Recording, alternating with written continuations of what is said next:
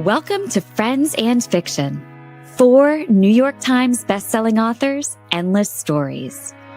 Novelists Mary Kay Andrews, Kristin Harmel, Kristy Woodson Harvey, and Patti Callahan Henry are 4 longtime friends with more than 70 published books between them. Together, they host Friends and Fiction, with author interviews and fascinating insider talk about publishing and writing, to highlight and support independent bookstores. They discuss the books they've written, the books they're reading now, and the art of storytelling.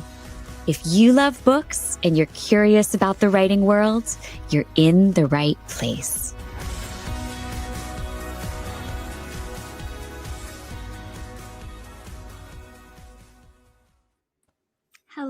Hello, everybody. Second week in a row live, just like old times. Fun, like the old days.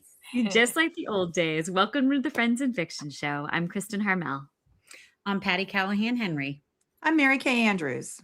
I'm Kristy Woodson Harvey. And this is Friends and Fiction.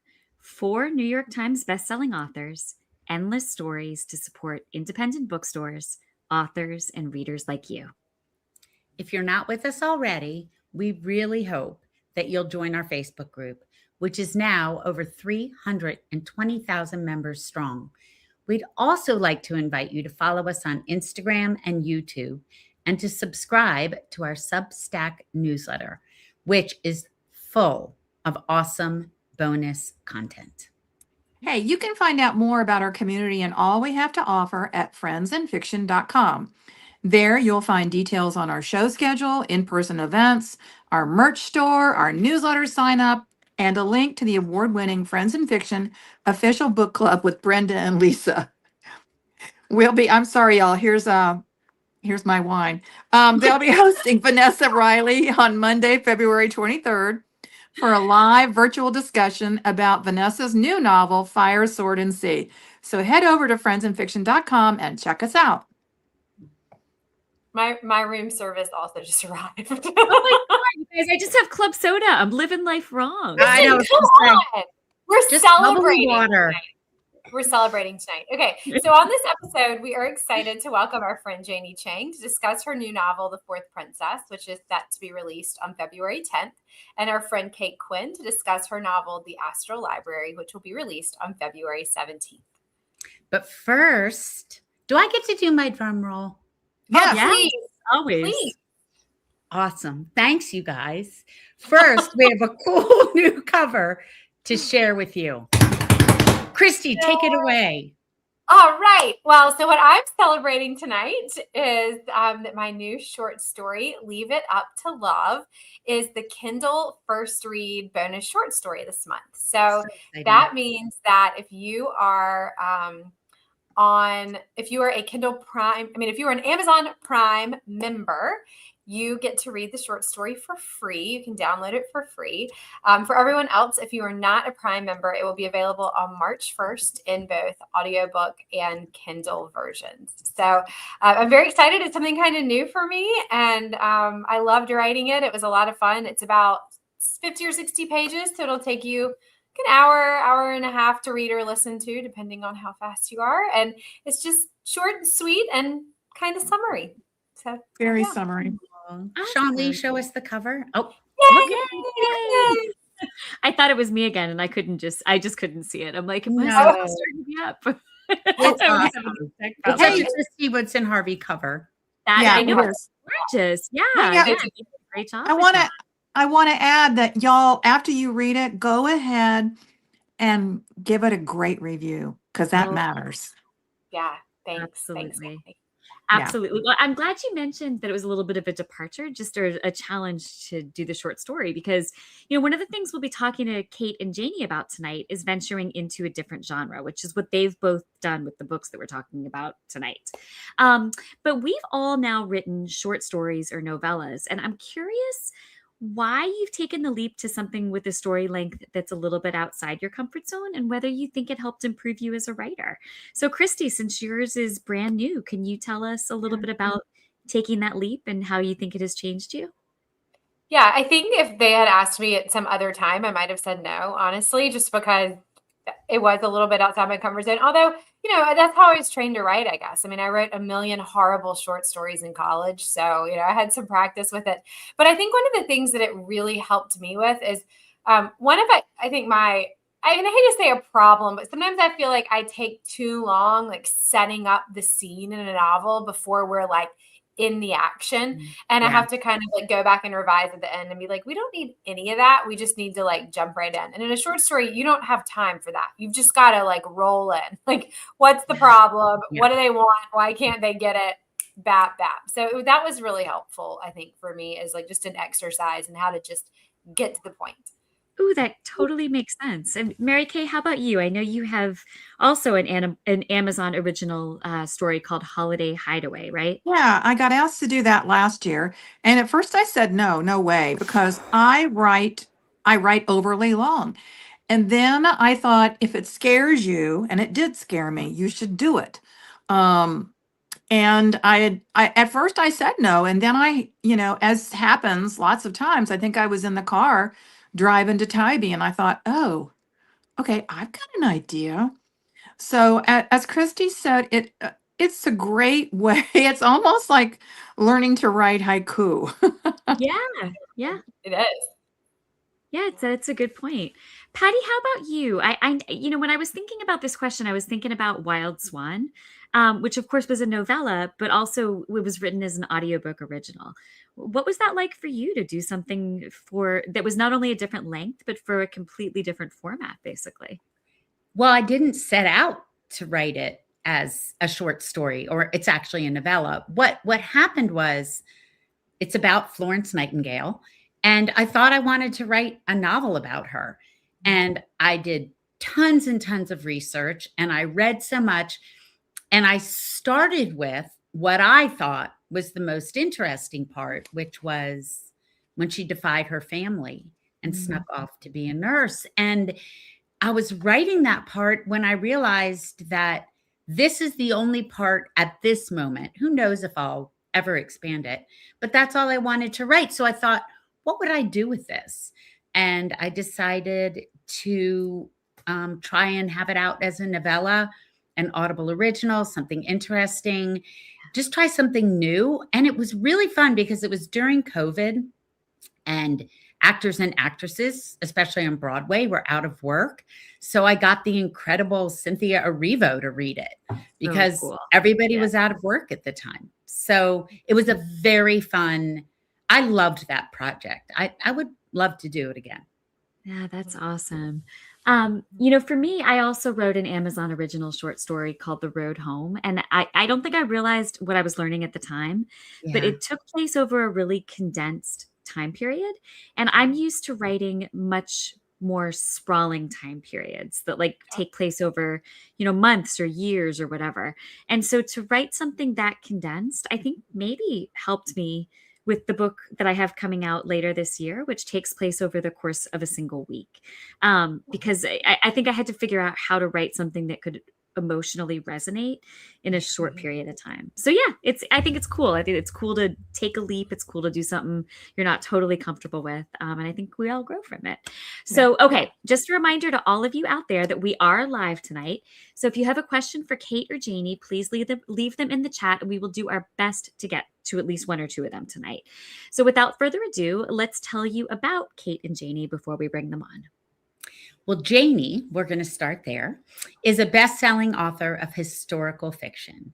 She grew up listening to stories about life in a small Chinese town in the years before the Second World War, and tales of ancestors, I love this, who encountered dragons and ghosts and immortals. And her first novel, Three Souls, was a finalist for the 2014 BC Book Prize's Fiction Prize. And her second novel, Dragon Springs Road, was a Globe and Mail bestseller. Now, for those of you who don't know, Globe and Mail is Canada's New York Times. So when we say a Globe and Mail bestseller in Canada, that's like saying a New York Times bestseller. Right. And her novel, The Library of Legends, was a Book of the Month Club pick, nominated for the Evergreen Award, and also a Globe and Mail national bestseller. Janie's a graduate of the Writers Studio at Simon Fraser University and was a founder and main organizer of Authors for Indies, a 100% volunteer staffed event that promoted a national day of support by Canadian authors for Canada's independent bookstores. What a fabulous idea. Yeah, Born cool. in Born in Taiwan, Janie has lived in the Philippines, Iran, Thailand, and New Zealand. Wow. She now lives on the beautiful Sunshine Coast of British Columbia, Canada, with her husband and Minnie, a rescue cat, who thinks the staff could be improved. That's hilarious. Cats tend to do that. Kate Quinn is a New York Times and USA Today bestselling author of historical fiction. She has written 4 novels in the Empress of Rome saga and 2 books set during the Italian Renaissance before turning to the 20th century with her novels The Alice Network, The Huntress, The Rose Code, The Diamond Eye, and The Briar Club. She's also the co-author of several collaborative novels, including the Globe and Mail #1 instant bestseller, The Phoenix Crown with Janie, and Ribbons of Scarlet with Stephanie Dre, Laura Camoy, Eliza Knight, Sophie Paranot, and Heather Webb. A native of Southern California, Kate attended Boston University, where she earned a bachelor's and master's degree in classical voice. Kate and her husband now live in Maryland with their 2 rescue dogs. Sean, can you please bring Janie and Kate on? Hi, ladies. Hi, ladies. Hi there. Thanks for having us back. It's so fun to see everybody. Oh, we're It so is. happy to have you both. So welcome to Friends in Fiction. We're so excited to talk with you. Now, ladies, these books, while very different from each other, do have some parallels, which we're excited to talk about in just a moment. But first, I wanted to give our viewers and listeners just a brief overview of what each of them is about. So Janie, The Fourth Princess, coming next week on February 10th, is a haunting Gothic novel set in China in 1911 during a time of political upheaval in which an orphan named Lisanne takes a job as a secretary to a wealthy American with a secret in a mysterious Shanghai mansion brimming with secrets of its own. And Kate, The Astral Library, coming the following week, February 17th, is the story of a 20-something former foster child named Alex Watson, who discovers a portal to a magic library where the desperate and the lost can escape to new lives through the pages of their favorite books. But soon the library faces a mysterious and deadly threat, and Alex may be the only one who can save it. So that's a tiny bit about what the books are about. So Janie, let's start with you. Can you tell us a little bit more about The Fourth Princess? And then our favorite question, what is the book really about? Which, by the way, I actually think that question originally came. You started it. I think that is a Kate Quinn gift. We Friends gave and you Fiction. credit forever. This is a Kate Quinn question. Yes. So Janie, can you tell us a bit more about the book and then what it's really about at its core? So in terms of the story, Lisanne goes to work for a wealthy American named Caroline Stanton. And Lisanne's thrilled because she's an orphan. Her guardian has been looking after her all these years. He's given her a good education. But at some point, she figures this free ride is going to come to an end. And so she needs to find a way to support herself. Now, Caroline Stanton, she's newly married, newly arrived in Shanghai, and she is very anxious to leave behind a tragic past. She just wants to, keep it all back in the U.S. where it belongs, and she's looking for a fresh start in Shanghai.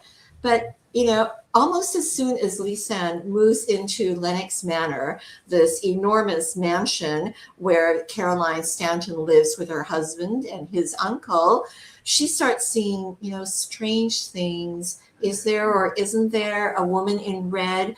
Are those nightmares? Do they signify anything or not? And then during one, an absolutely glittering cocktail party, Caroline is approached by a very unwelcome guest who claims to know all about her past. And there's this kind of a threat of blackmail going on.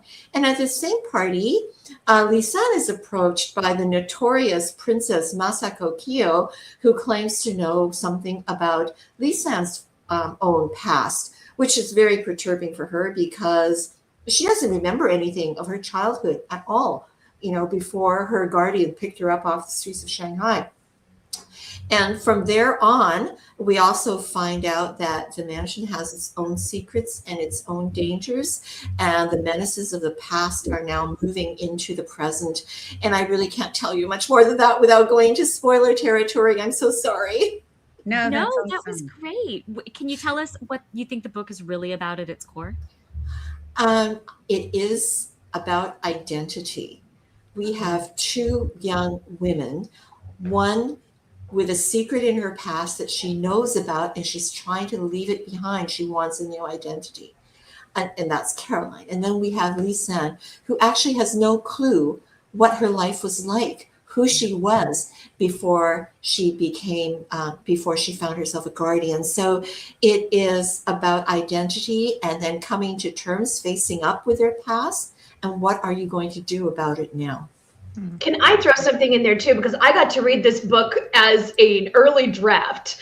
And I remember, it's wonder, this is a great privilege when you're friends with authors, is you get to read their early stuff. But I remember Janie also messaging me where she's just like, the thing about writing a Gothic, and she's been, reading Gothics in preparation for writing this, is like, you have to remember the danger is coming from inside the house. Right. That's always where it starts. Is like in a Gothic, it's always the danger comes from within. So I was agog, because I've never written a Gothic, and I feel like now I watched Janie do it, so it's like, oh, I've learned a lot just by proxy. But the danger is coming from inside. It's closer than you think. That's the other theme, I think, of any Gothic novel, and certainly The Fourth Princess. That's awesome. Oh, that is so true. Creepy. I know. I love it.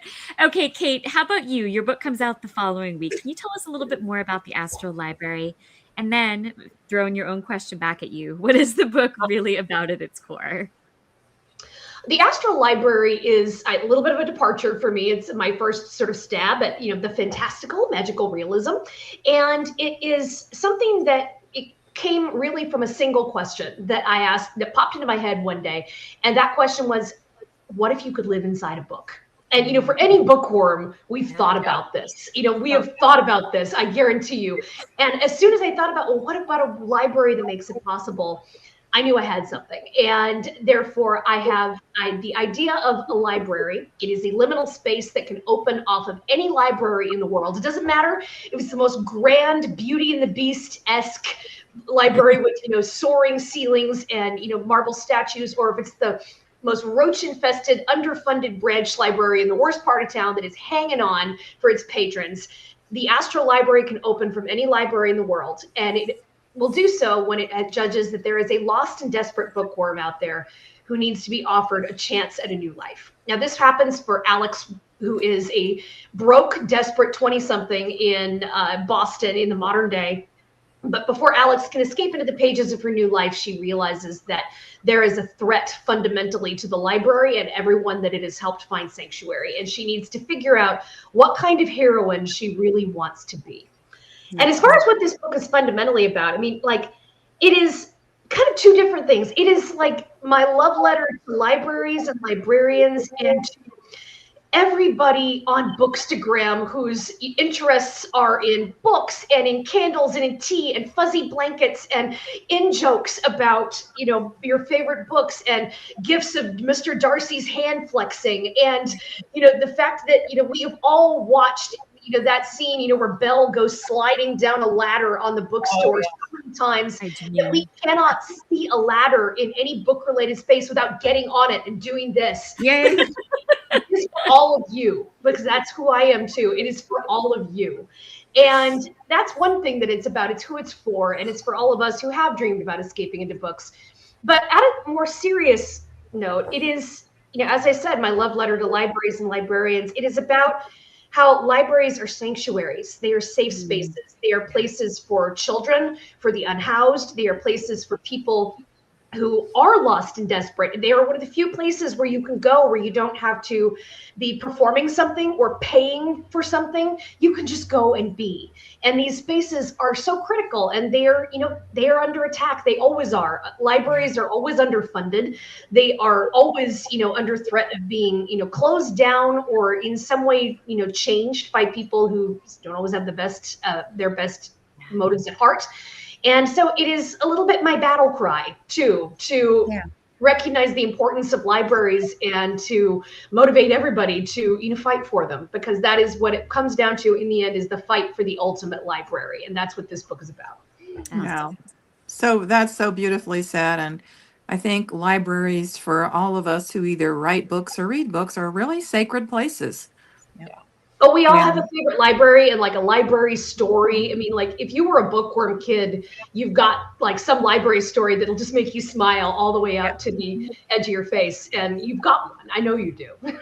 Yeah. And you can smell it, right? Like if you think about your childhood library, like can you smell it? Like just right now?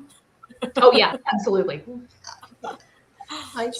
I just remember how some librarians were so understanding, because I was one of those nerdy kids who would like secretly eat my lunch in the library, even though you weren't supposed to I bring did food too. in. I ate And my lunch in the library. The librarian knew, but she never threw us out, because we were the nerdy kids and we just wanted maximum time with books. Yeah. Yeah. Yep. Those are, like I said, sacred spaces. Okay, even though, ladies, these are so very different books, they both feature women who are underestimated, and what woman isn't these days? But these characters figure out through the course of each book that they're more important to the world than they ever dreamed. Kate, could you talk to us a bit about Alex and how her experience with the world has shaped her? Alex, when you first meet her, she's bitter, and she has a lot of reasons to be. She's aged out of the foster system, where she was thrown into like a pool of sharks at the age of 8, when her mom decided that, it was better to go off with a boyfriend who wasn't so keen on the whole kid thing. And so she left her kid behind. And that was a great decision for her daughter, who then bounced from foster home to foster home, has aged out of it. And now she's living the life of like the working broke, where she's always just one bad day away from complete disaster. And when you meet her, it's the worst day ever. It's like her roommates are kicking her out from her apartment, where she basically surfs on the couch. She's lost one of her jobs because she did not have a good reaction to being told, "Smile, honey," by a guy in a $3,000 suit. Her identity has been stolen. Her bank account is frozen. Her bank account only had $36 in it to begin with. And this is very much me remembering what it's like to be incredibly broke and living paycheck to paycheck and always knowing to the dime what you have in your bank account. I am no longer that desperate, and I'm very, very thankful of it, but I will never forget what it feels like to live like that. I never want to, and I know many people still do, and it is a terrible way to live. For someone like Alex, books are one of the few things that she has that is in any way a pleasure, an escape, something that she has to escape her daily life, which is not that great, because books are free, because she can go to the library and they're free, and she can escape into any world she wants. And so she is a nerd. She's bitter, and she's always working, and she hardly has any friends, because when you're working all the time, it's hard to keep up friendships. Yeah. But she's also a nerd, and she loves big words, and she loves fantasy in particular. I was a big fantasy nut as a kid, and I still am. So I enjoy giving her that. And, she loves libraries, and her safe space that she goes to is the Boston reading room at the Boston Public Library. Now, I don't know if anybody has ever seen that reading room. It is so beautiful. It is this long barrel vaulted space with, these marble busts and shelves for days, and these green lamps on these long reading tables that look like dragonflies that have come to light. And that's where she goes when she's at her worst moment. And that is when, as any fantasy nerd, will always hope will happen, that's when a magic door opens and her life changes for good. Awesome. I love that. All right. So Janie, how about you? So much like Alex, Lisanne also is it's raised without parents, although she does have a guardian, Master Lou, who's raised her. But still, because of these apparently humble beginnings, many people underestimate her. And I think she underestimates herself. So can you talk a bit about this and how she begins to come into her own even before secrets start bubbling to the surface? I think that for me, Lisanne and a lot of other female Chinese characters that I've written, what's so interesting about the conflict they have is that they lack agency in a culture and in a time that does not allow women to do very much. So it's 1911. the most she could hope for maybe is to be a school teacher at some point or be a secretary. And it's not exactly a secure type of living. And she's just desperately grateful right now that Master Lu hasn't thought as far as maybe we should marry her off, because if that ever happened, she'd have no choice at all. So before any of this happens, she really needs to find her own way in life and take control, even though it's really difficult at this point in time to find a job. And the thing is, when she goes to Lennox Manor, after a while, she realizes she was once totally dependent on her guardian. Now she could be totally dependent on this American woman as her employee. So she is unusual in that she really wants that self-sufficiency. But I'm just going to say that on the flip side, we also have Caroline Stanton, who seemingly has everything. You know, she's an heiress twice over. She's married to a doting millionaire husband, and he's there in Shanghai to make another fortune for himself. And then she finds out that maybe the financial situation isn't quite what she thought it was. And even though he keeps telling her that your money is your money, what can she really do as a wife if he says, I need your money now? Yeah. You know?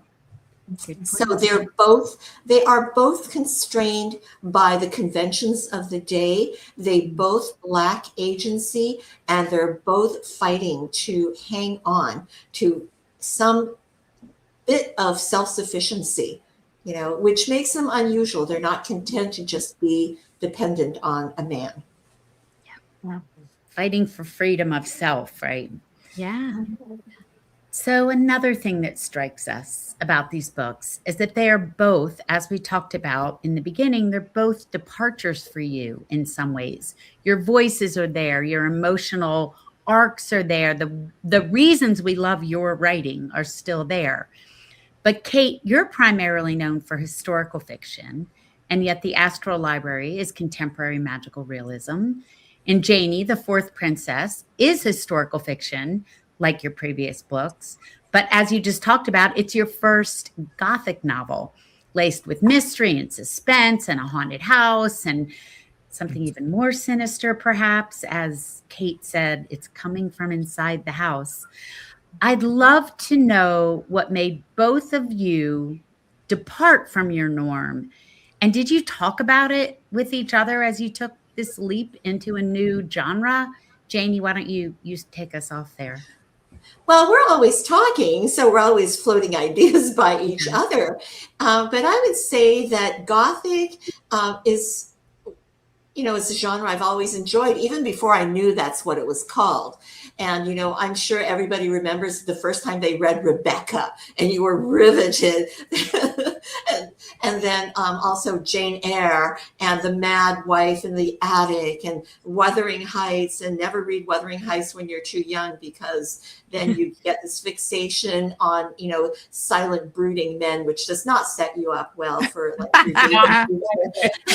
My hero in Alex in the Astral Library literally at one point describes Heathcliff as a stack of red flags in a greatcoat rather than any kind of responsible book boyfriend. And that is my opinion down the line.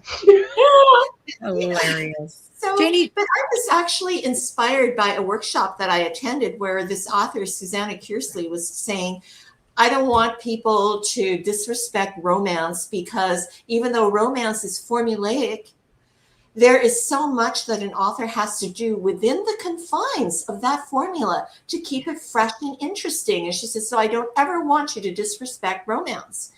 And I was thinking, but, you know, Gothic is formulaic as well. You know, it's a innocent girl goes to the mysterious mansion, finds a terrible secret.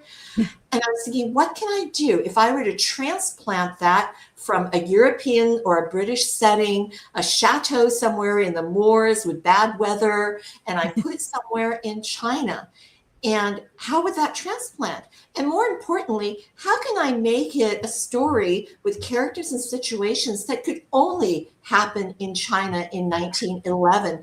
Because, you know, you don't want to commit that other sin of all you're doing, for example, in historical novels is you're dressing up your characters in period clothing and they say thee and thou, but everything else, it could just be a modern story, right? Yeah. I wanted it to be very much seated in that time and place of 1911 Shanghai, which was one of the reasons why I have two characters, not one, but two women who are in danger inside this mysterious mansion, because Shanghai at that time was this amazing, potent mix of East and West. It was an international concession. It was a place where the law, like the policemen, were British and French. And if you committed a crime, you were being tried by French or British law, not by Chinese law, you know?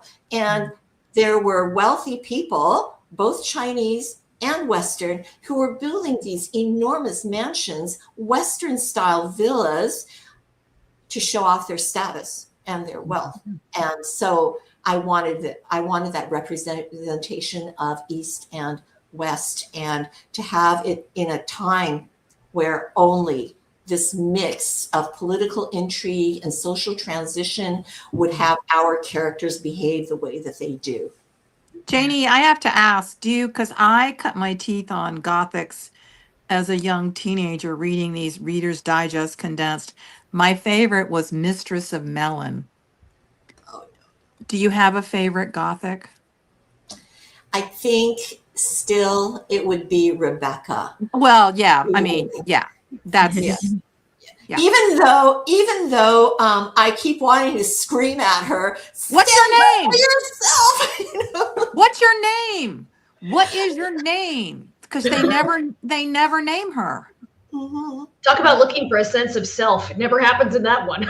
No. No, it doesn't. It doesn't. Okay. How about you, Kate? What made you take this leap?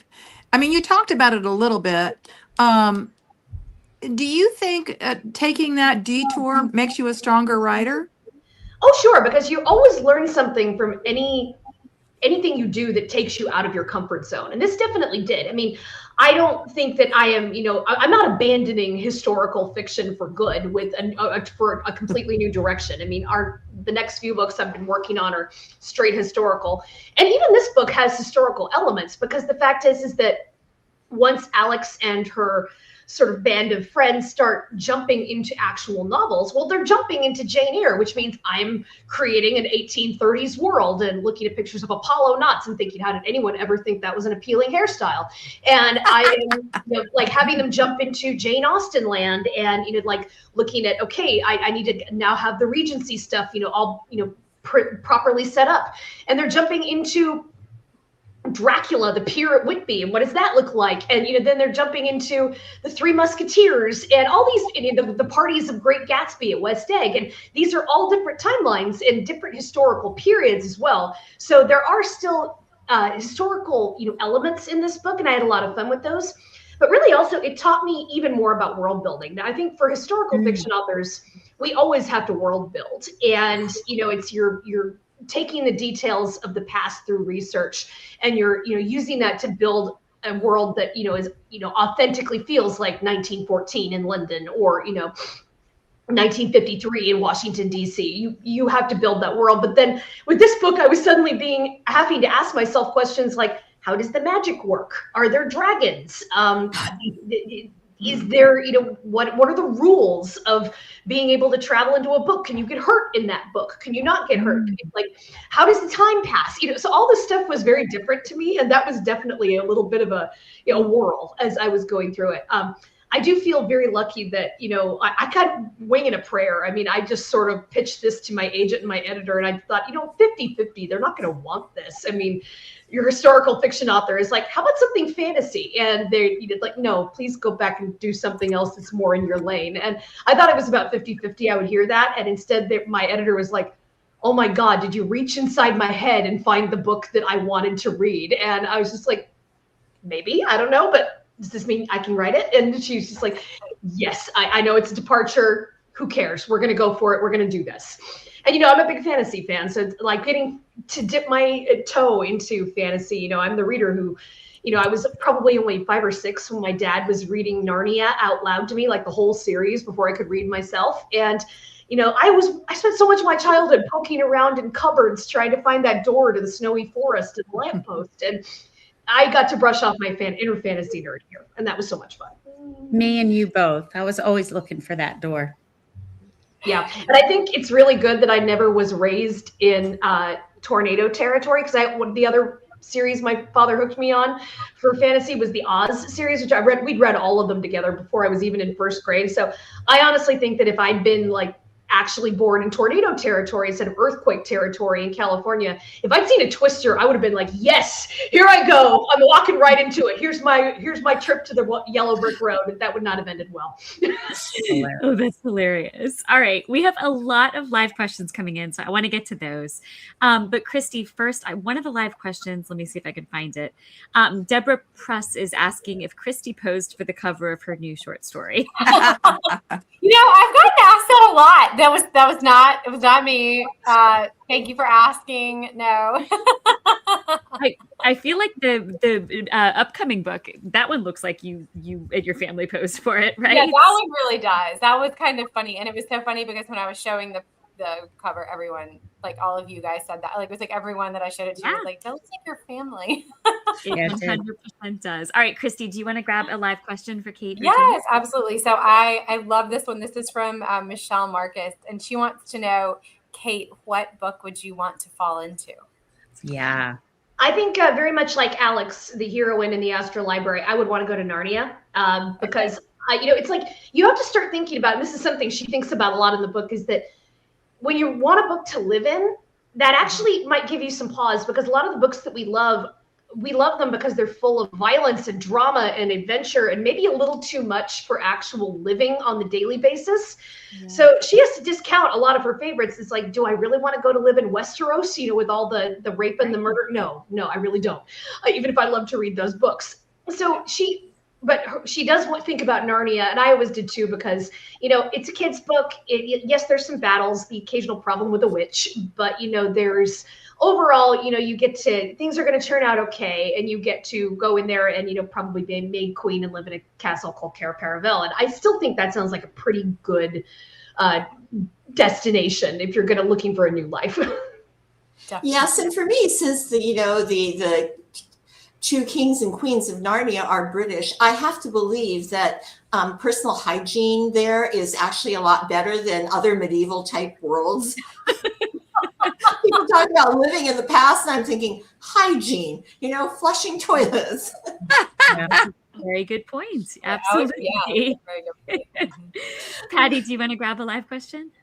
I do, but I'm going to read a comment first. Okay. Diane Renier says she has already read Meet Me in Paris and says it's her all-time favorite of all Kristin's books. Oh, that's so sweet. Thank you. What a nice thing to say. Thanks for I know. All right. So Michelle Marcus asks Janie, have you been inside a haunted mansion before, or one you think might have been haunted? I have to tell you, when Kate and I were doing our research for the Phoenix Crown, I pulled all the strings I knew in San Francisco, and we got a private guided tour of this huge mansion in Hillsborough. And the name totally escapes me right now, Kate, so just blurt it out. Was it Filoli, or was it... No, it was the other one.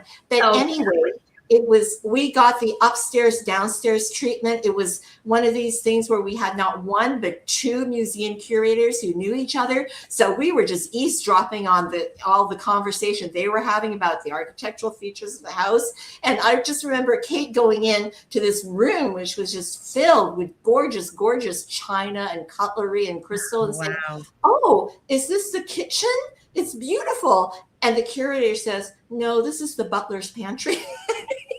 Oh. It was that enormous, and it was called Caroline.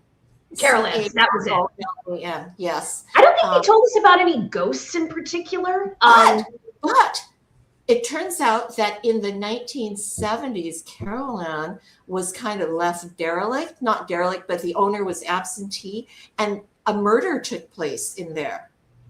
Oh. Apparently the caretaker lured in two young women and murdered them. Oh my gosh. Wow. I found out after we'd been, okay? I didn't know when we were there. So it was just a good thing because we might have asked really crass questions like, and can you show us the room where the dead bodies were found? Oh gosh. I did have one sort of thing with a ghost, maybe. Who knows? I was driving cross country with my mom, who is a retired librarian, and now it's where I get a lot of my love for books. But we've driven for like 10 hours, and we're in this god awful, like travel lodge in the outskirts of Nashville, and one of the drawers kept sliding open. No matter, every time we closed it, it would slide open. And it didn't matter what like completely untouched. We're both sitting on our beds, our respective beds, reading. We're sharing a room, and but at this point, you're not impressed by anything when you've been driving for 10 hours. So at some point, like the ninth time or so that the door slides open, my mom looks up from her book. She's reading Barchester Towers. She loves Trollope, and she just fixes the drawer with a stern librarian glance, and she just says, "Stop that." And the drawer stayed half open the rest of the Oh no, are you kidding? So maybe, I don't know, ghost, maybe squeaky hinge. Oh my gosh. That is awesome. The librarian glare. It worked. I love it. Oh yeah, librarian glare is no joke. All right, Janie and Kate, if you would stick around, we have a little bit more to talk to you about, but first we have a few quick reminders for our listeners and our viewers out there. So for all of you watching and listening, we encourage you to rush out and buy your copies of The Fourth Princess and the Astral Library. The perfect place, as always, to do that is in the Friends and Fiction shop on bookshop.org. You will not only be getting it at a discount, but all your purchases there support our show, our guests, and independent bookstores nationwide. And as usual, I'd love to remind you about our newsletter on Substack. You can read all of our free weekly posts on the Substack website or app, or subscribe for free to get them directly into your inbox. And if you upgrade, and who doesn't like an upgrade, to our paid Substack, which is just $5 a month, you'll have access to deeper dives with all of our weekly show guests, just like Janie and Kate. We did a little green room interview that you're going to want to hear about their next book. So yeah, they're writing another one together, and you will hear all about it if you get our Substack. Absolutely. Plus, we also run occasional roundtable discussions, giveaways, and regular in-depth interviews and features with some of your favorite authors, like the recent ones we did with Libby Page, Lynn Cullen, and Stephen Merrill Block. If you enjoy tuning in for our weekly author interviews, this is a big way you can support us for about $1 a week. So check us out at friendsandfiction.substack.com. Okay, Kate and Janie, back to you. Where can we catch up with both of you on the roads, and how can our community connect with you online? You've got a U.S. book tour, and the two of us have a Canadian book tour in March. And nice. I don't have the schedule for that yet. I'm still getting emails from our publicist. Yeah, but online. I'm going to be hitting the road for about 2 weeks. I'm going all over the U.S., so just catch my website. It is, or my Instagram account, my Facebook. I've got the tour card pinned to the top. It's got all the links and the info about where I'm going and where I'm going to be. So if I'm coming to your city, please come out and see me. It'll be fun. So I'm on the road for about 2 weeks. I'm home long enough to do laundry and, cuddle the dogs. And then I'm heading to Canada then and I'm hooking up with Janie, and they're sending us all across Canada. And we don't, as Janie said, we do not have the full event schedule for that yet, but, keep an eye on where we are online. I'm on Facebook just as KateQuinnAuthor.com on Facebook, or Kate Quinn Author on Facebook. I'm on Instagram at Kate Quinn 5975, and you'll see tour information there. We will post anything about our Canadian tour as soon as we get it. Awesome. And on Facebook, I'm Janie Chang Writer, and on Instagram, I'm Janie Chang 33.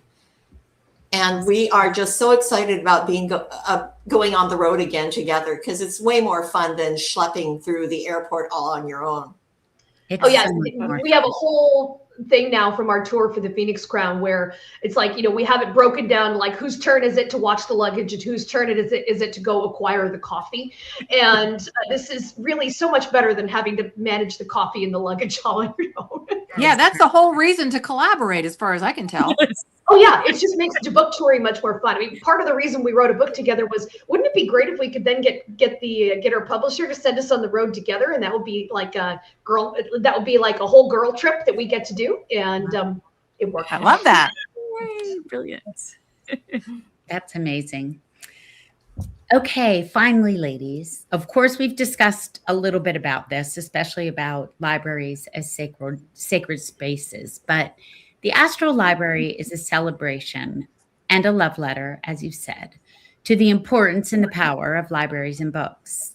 And Janie, your 2020 book, The Library of Legends, tackles a similar subject, but in an entirely different way. It's about a group of students in 1937 China who flee the Japanese invasion, taking with them a 500-year-old collection of myths and folklore known as the Library of Legends, all to save this invaluable book.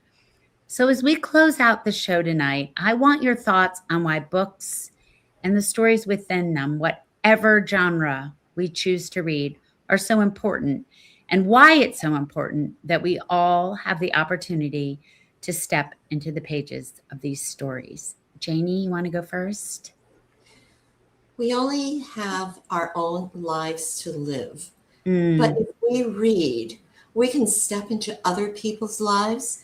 And I think that fiction and being able to walk in someone else's shoes, whether it's Cinderella's or, Dorothy and her ruby slippers, or some poor person without any shoes at all, it gives us more empathy and a better understanding of the world around us. We can't travel to every country. We can't live in history, but hopefully if you read the right kind of book, and it moves you to think twice about what you're doing in your life. Oh, I love that. That's beautiful. Yeah. It's beautiful. How about you, Kate? Very similar to that. Just picking up the word that Janie said and going further with it is empathy. I think that reading stories where you are not reading about what happened to other people in the past, you are reading about from the point of view of someone who is telling you this is happening to me, and that creates empathy. And it creates empathy in children when children read. And God, it is true, children are made readers on the laps of their parents. Read to your kids, read to introduce kids that into books, because I think empathy starts with stories, or at least it can be continued and fostered by stories. Because books ask you to step in someone else's shoes, quite literally, and in a way that reading a nonfiction or learning about history and about the past cannot do in quite the same way.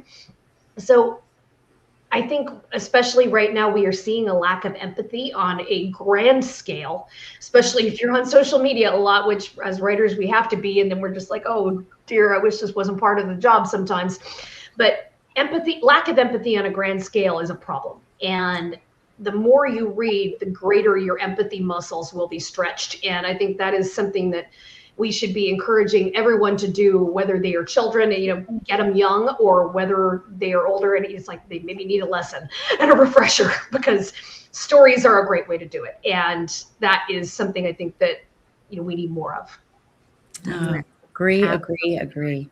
Yeah, good. Yeah, absolutely. Great answer, the two of you. All right. So Kate and Janie, thank you so much for joining us tonight. It was such a pleasure speaking with both of you. Yes. Oh, it's such a pleasure to be here again. We love you guys. It's so fun to be back. And thank you for making time for us. Of course. Thanks for the invitation. We couldn't say yes fast enough. Well, we loved having you on Friends in Fiction, and we're so excited for both of your books to debut into the world. Yes, we are. Well, everybody, be sure to tune in next week when Kristin and I will be welcoming Omid Scobie and Robin Benway to discuss their new novel, Royal Spin. That show will air on the Friends in Fiction Facebook page and YouTube channel on Wednesday, February 11th at 7 p.m. Eastern, and it will be published to our podcast for your listening pleasure on Friday, February 13th. Friday the 13th. Ooh. Oh, All right. Thank Thank you, you to Ghost. all of you out there. Exactly. For being with us. And we will see you all next time. Good night. Good night, bye, everyone. everybody.